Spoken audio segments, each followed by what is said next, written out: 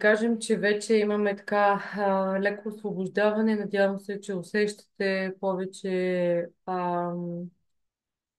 усещане за тук и сега, за свързаност с тялото си.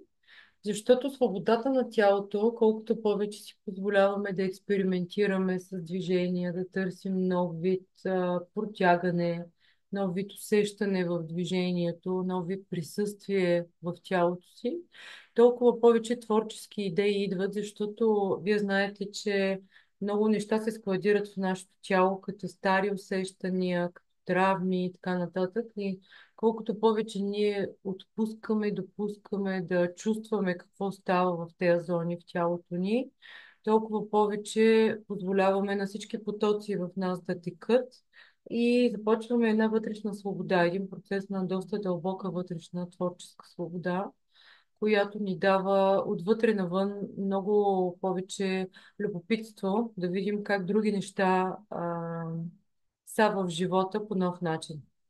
Така че винаги ще работим на тези творчески срещи с тялото. Някой път дори ми се иска да е само тяло, защото някак си много сме изнесли ще компютъра. Някак искам точно това да направим скока отвъд компютъра в нашите срещи и да ги чувстваме уплътнени и живи.